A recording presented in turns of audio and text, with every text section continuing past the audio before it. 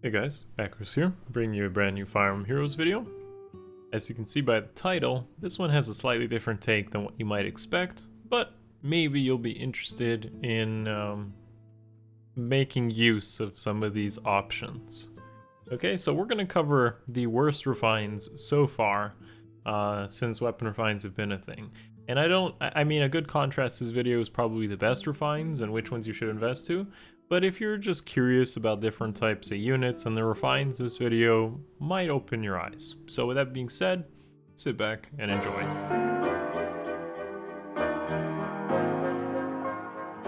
Alright guys, so I'm going to start this video by first of all telling you that trying to pick the worst refines isn't that hard. Because as you can see below me, there's actually quite a few that I would feel are kind of outdated in today's game. Believe it or not, some refines may still have a sort of niche to them, but maybe people just don't find them useful. For example, Takumi's Fujin Yumi is probably considered pretty bad, I'd say, by most players, but that's because it doesn't have numbers, it doesn't have stats, and it's just mobility. And to be honest, I'll cover it later, but I do think it's not that great, but there is potential, okay? So stay tuned for that for sure. But I'm not going to cover everything down here. There's definitely a lot of doo-doo, and I'll try to cover the ones that I feel just don't make sense, I guess, in today's game. And yeah, so that's basically all the ones that I, like, looked up first, and I'm not going to cover all of them, but I'll cover a few of them. And yeah, let's do this. Alright, so the first one I'm going to talk about is Lloyd and Regal Blade. This is actually one of the first few, like, ever refines, I believe. And that's, it shows. It basically has that full 100% HP condition, which isn't that difficult to me, but it only gives 3 attack and 3 speed, when most refines are giving like 4 to all stats, or 3 to all stats, or even 5 to all stats. Some of the more recent refines even do something crazy like that. And then its second condition gives the 3 to all stats, but it requires you to use only a magic ally, an infantry magic ally, so very specific. And if you've actually looked at the cast, there's not that many supportive tome friends, so that really limits what you can do with Lloyd.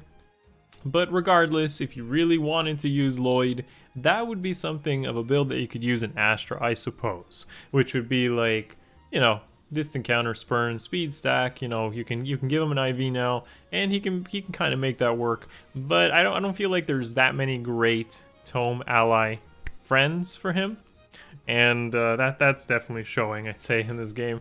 And he's just not getting much out of it. With that being said, though, the better option is literally just give him Carrot Cudgel. Okay, Carrot Cudgel is just straight up better weapon. It has the same condition without it being a tome ally, and it neutralizes penalties on attack and defense. He needs the defense stat anyways, so this just ends up being a better weapon if you ask me most of the time. And the whole magic ally condition doesn't have to force you into using like a magic ally with Regal Blade, and then you can't use like Lancina to special accelerate. So this weapon is a mess, and honestly, if they had like a re-refines, Regal Blade would probably be one of the first. But let's move on, shall we? Next up, and kind of funnily, talking about tome ally support, technically we have Sanaki, right? So Sanaki has a weapon that supports, okay? So I guess a partner for for Lloyd could be Sanaki. But the thing is, this weapon is just underwhelming, again, because one of the first few refines in the game. So if you compared this to something like Warrior Princess from Honoka, it's way different, okay? And even some of the earlier support refines like Korn are just so much better. So this one has the condition of only getting attack boosts when you're beside a flying ally. So what that pretty much limits her to like Honoka as a supporter, or I guess Seth is pretty new and he could be a good support for Cymbeline.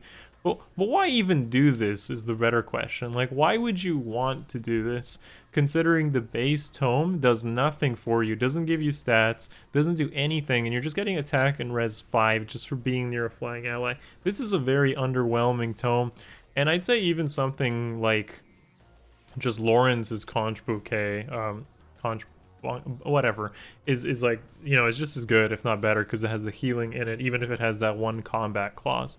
So this one's kind of a dud, but let's move on. Next up, I want to cover Seth. So This one may not be, like, it may not look too bad on first impression, because you can cover, like, all 4 buffs on one unit, which isn't terrible, but a lot of your units might not be doing anything anyways.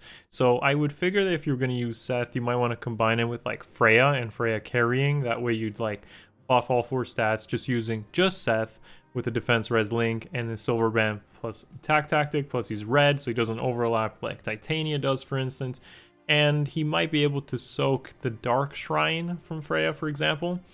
So maybe this works, but on the other hand, you're probably in light season getting 3 to all stats from Gentle Dream. Maybe you're using a tactic on Peony, maybe you're using tactics on Air. Maybe, you know, like, it's just like, why do this when you can just have a much better support like Lancina or Korn, for example? So I like the fact that he can buff all stats. I just don't see why it would be that good other than providing ward cap. Honestly, a better support is just straight up Matilda for the extra in-combat stats, as opposed to being this guy who's like a glorified buffer, and then that could just be weak to lull skills anyways. So someone I actually have invested at +10 next up is Oboro. Okay, Oboro, again, another like early refine that just doesn't make, it just aged really poorly. Apparently in the early refine days, early weapons, preference weapons, they just thought that something with just slaying weapon or just armor slaying was good enough and it didn't need anything else. Of course, if you compare it to more recent refines, you might have like, oh, I don't know, 7 refines with slaying. Oh, sorry. So yeah, you might have like 7 refines on one lance as opposed to just one thing and one effect, right? And all this does is just give you close defense, which is not the greatest skill. So if you were going to use Oboro, I guess like a B-dual infantry 4 when we get that, and just make her like completely anti-armor and take like very little damage from melee armors would be like a role she has. Then it's just whatever. If you're going to use Oboro, honestly, I feel like the Rider's Bane build is just better. Just using Rider's Bane with distant counter and just counter like cav lines or cav units, and she can do this a lot better. So next up, as you may have noticed, is Eliwood's Durandal. And this is just a case of like, why use this when the comparative option is just straight up better, which is Blazing Durandal. Like, this is just a straight up, I have a better secondary option kind of thing. Durandal itself is just give a lot of attack plus a lot, like some extra speed, and kill things. Okay, but Blazing Durandal has given me a lot of speed, defense, special fighter, and impact all in one. Then that makes Durandal look much less impressive, considering that you can use a special like Glacies, for example, with a very budget ARD speed res and just have a huge nuke coming out of there from 2 hits, as opposed to maybe one single hit from Durandal doing maybe some damage. So I just don't see this weapon working like at all. Alright, finally, and probably to no one's surprise, is Takumi. So Takumi's, I think this is like literally one of the first few refines, and honestly, I don't see it being weak necessarily. I see it being a problem of availability in Takumi. So because Takumi has close counter, and he's still one of the few units that has close counter, you just want to fodder him as opposed to using him. So, and because the weapon itself doesn't seem to like, you know, have stats or crazy, you know, combat effects, you're just like, wow, that's not that useful.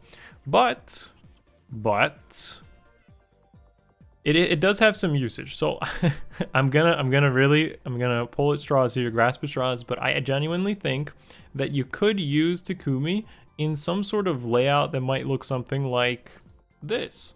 So let's say you have Syros, you're running out of space on your team. Put Takumi like not necessarily in a corner, but being able to jump all over the place. So in a layout like that, using Fujinumi, he doesn't need ground orders or air orders to work. He has his built-in teleportation, and he can jump in front of Seliph to cover his bait. He can jump in front of like Duma or assist Duma over there, and that's cool. Like that conceptually is actually pretty cool.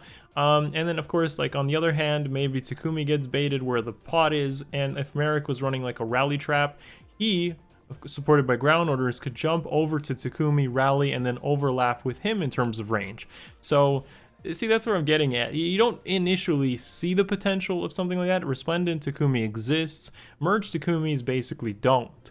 And one thing that's not even covered here is the fact that this base effect says it's not slowed by terrain. So if you wanted like a forest tile map, for example, that could be pretty cool as well. There are some forest maps. I just don't want to cover it. I want to make it pretty simple and clear why something like this weapon could be useful.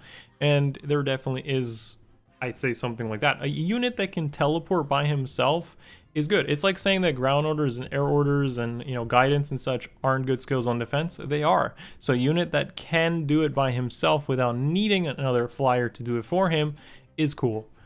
I don't think this is going to make Takumi meta, but at least it's cool to think about, okay? So, and the last thing, of course, is literally if you just want, you know, the better option, the more consistent option, just give him Spendthrift. Okay, we all know that's a good bow. It gives you combat stats. It's really oppressive. It's good. I'm not going to argue for Spendthrift. We all know that works. It's just, I think this is a cool weapon. You know, it's like why Anna isn't here with Noaten. I actually got a lot of value out of a weapon like Noaten when I was using her in either Arena or even an AR offense as a bonus unit.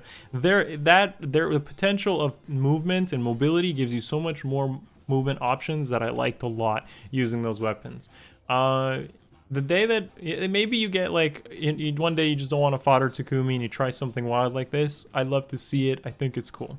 With that being said, guys, that's going to cover the worst refines so far of 2021 in Fire Emblem Heroes.